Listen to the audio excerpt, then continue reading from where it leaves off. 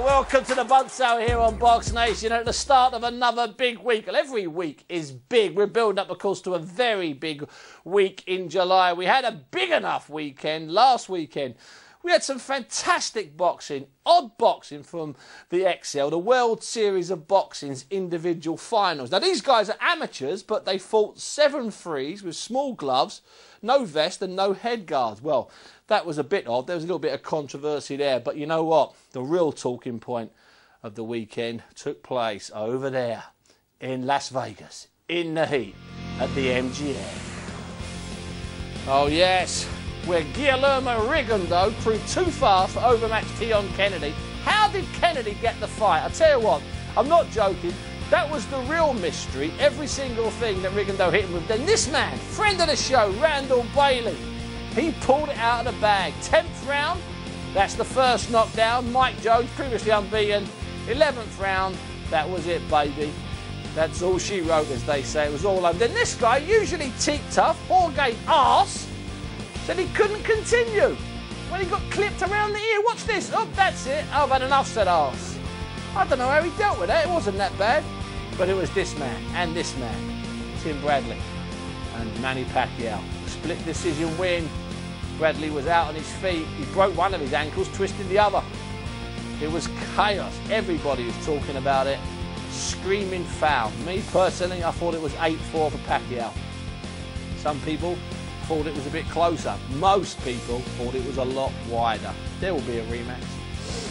There was also some controversy, maybe not on the same level over here on Box Nation, when this guy, Russian Adlan Abdusarilov, was given the decision only for an embarrassed official to actually explain to him that I got it wrong. Then this, the Rusky was not a happy boy. Oh no. And then he's complaining to Dr. Wu. All that's going to do, my friend, is get you out of boxing forever. You don't complain to Dr. Wu. Trust me, sounds like James Bond, but it's the truth.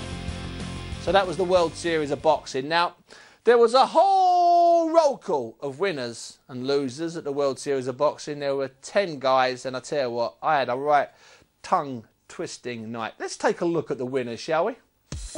There they are. Look at those boys, look. That is the Scrabble. They are the Scrabble champions. So what we decided to do there was just pull it out and decide who was the overall winner. Who was the king of Scrabble? There we go, there's a bit of Scrabble. It was this guy, the middleweight, Derevyanchenko from the Ukraine. What's interesting about him is that he actually qualified last year by winning the World Series of Boxing. He qualified for the Olympics, okay? And so he's actually going to the Olympics, but he won his fight there. The problem was, and I tell you, this is not a joke, the trainers are really inexperienced. They're trainers. They're guys that are used to having guys doing 3 threes with head guards. So they might have been in the business 15 years. And guess what they've never done? They've never had to treat a cut. Because if you get cut with a head guard, the fight stopped in amateur boxing. Even if it's in the Olympic final. 1 second left. You got a cut, it's over. But not in the World Series. They encourage each other to smash the... Honestly... They destroy each other, they wreck each other. So this guy gets 2 cuts. I tell you what, both of them, I was talking to Ricky Hatton about them, they were as bad as Ricky Hatton ever had. He fought 2 or 3 rounds with this. You know how they were treating it? With a sponge. Putting a sponge on it, then putting loads of Vaseline on it. And of course, it occurred to me, not to the commentary team that were working that night, it occurred to me straight away, this guy with 48 days to go before the Olympics, he's just kissed his Olympics goodbye. And just as I said it, you saw him literally collapse to the canvas. I think he realised there's no way, no way. He's going to have about 50 stitches. He's gone. That could leave another middleweight slot. Now, as I say, that was not controversial, but it was a little bit lively down there at the World Series of Boxing. But the real controversy was over in Las Vegas after 12 rounds in a fight that sort of went this way, went that way, and looked like Manny dominated round after round after round after round. It looked like Tim Bradley showed tremendous heart just to get through it. Anyway, in about 9 or 10, he rallied a little bit and maybe nicked a few of those last rounds. And it was a great effort from Tim Bradley, especially when we found out later on he twisted one ankle and sprained another. But then right at the end, and I was in the studio with with Ricky Hatton, and we were talking, and suddenly Ricky went, he just said split, and we turned around, it was a split decision, and then we just heard that it had gone the other way. Manny looked, well, he looked as dumbfounded as me, and as dumbfounded as most of the people I've spoken to since. Not all, there are some people whose judgment I really value, who thought that it was the other way round. Hey, that can happen. Anyway, there was one man who was ringside in Los Angeles, a guy that wrote a fantastic book about Pac-Man a couple of years ago, and he's been on the show before, and it's a delight and a pleasure to welcome to this show the writer and boxing writer, Gary Poole. Gary. Hey, Steve. Yeah, first of all, Gary, the 12th round goes, it's all over, you start to file your copy. Did you have any idea about what was going to be announced? No. I mean, I actually had a 10-2 Pacquiao. I mean, I could see how it could go maybe 7-5 Pacquiao, because there were some rounds there that Pacquiao was sort of slow at the beginning, and you know, you might give him to Bradley, but there was no reason to give it to Bradley in my mind. Yeah. So when they said split, did that not really shock you? Because as they said split, I actually kind of gasped. I couldn't believe it. I did too. So listen. And then you know what I did, Steve? I screamed to everybody on press row, and I was saying, "Does anybody have Bradley here?" And did anybody? I was like, maybe I'm crazy, and not one person had Bradley. Yeah, there was a poll. We're going to look at it later on. A poll's done by a guy up in Scotland. I'm going to run it later on, and he polled. I noticed he polled 48 members of the press, and only one guy had Bradley. That was from the press, but he did the bigger poll was even more alarming. I think he polled 265 people, and it's something ridiculous, like only 10 people. Only 10 people had it for Bradley. We're going to look at that a bit later on. So okay. They all must be related to Bradley or something. Well, they could be. So let's get this right. Once it's over, you've heard the decision. You're stunned. You have to maybe tickle and change any live copy. What happens after? What are the conversations that are taking place behind the scenes? What are the other journalists saying? You know, what are the people inside the Pacquiao camp, the guys that you know from your book, Pac-Man, behind the scenes with Manny Pacquiao? What's being said, Gary? Well, I mean, there was shock, obviously, and a lot of people just couldn't believe it. There was a lot of talk of a fix. There were a lot of conspiracy theories about a lot of them.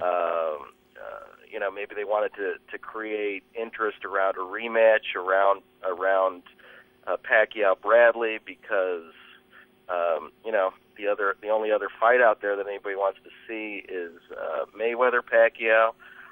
None of that really makes sense to me. I just think it was a really poor decision.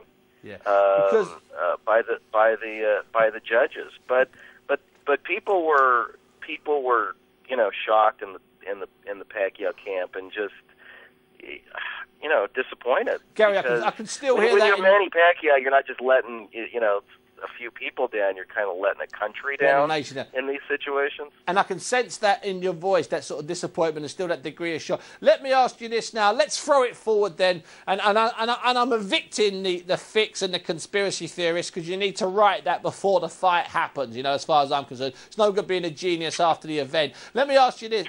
If there is a rematch in November, are we going to Texas? Or am I right, and I'm sure you'll know, is Manny insisting on it staying in Vegas? Well, Manny said he wanted it in Vegas.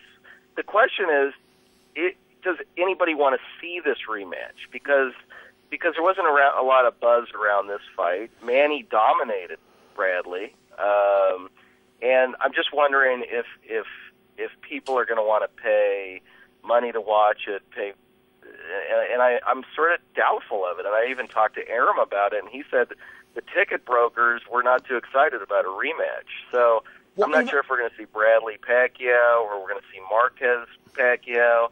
I'm not even sure if we're going to see Pacquiao fight, to be honest.